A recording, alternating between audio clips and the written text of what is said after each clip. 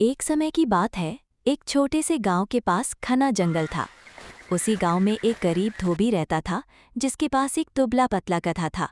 धोबी रोज उससे भारी भारी कपड़े ढुलवाता, जिससे गधा बहुत थक जाता और उसे भरपेट खाना भी नहीं मिलता था। धीरे धीरे गधा कमजोर और उदास रहने लगा। एक दिन धोबी को जंगल में कहीं से एक मरे हुए शेर की खाल मिल गई। उसके मन में एक चालाकी भरा विचार आया। उसने सोचा, अगर मैं इस खाल को अपने गधे को पहना दूं तो लोग उसे शेर समझकर डरेंगे और वो खेतों में जाकर आराम से फसल खा सकेगा।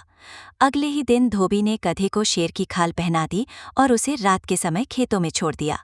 जैसे ही गधा खेतों में गया, किसानों ने उसे दूर से देखा और डर के मारे भाग गए। उन्हें लगा कि असली शेर आ गया है।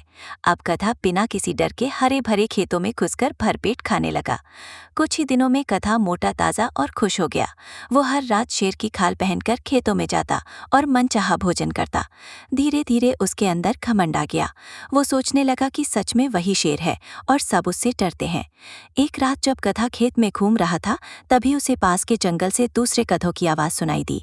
अपने साथियों की आवाज सुनकर वो खुद को रोक नहीं पाया और जोर जोर से रेंकने लगा, ढेंचू ढेंचू।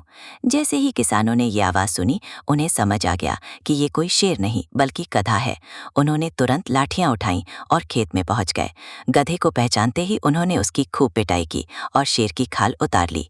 बेचारा गधा पूरी तरह घायल होकर किसी तरह वहां से भागा और फिर कभी खेतों की ओर नहीं गया। उसकी चालाकी और घमंड ने उसे मुसीबत में डाल दिया। सीख: कभी भी धोखे और घमंड पर चलकर सफलता नहीं पानी चाहिए।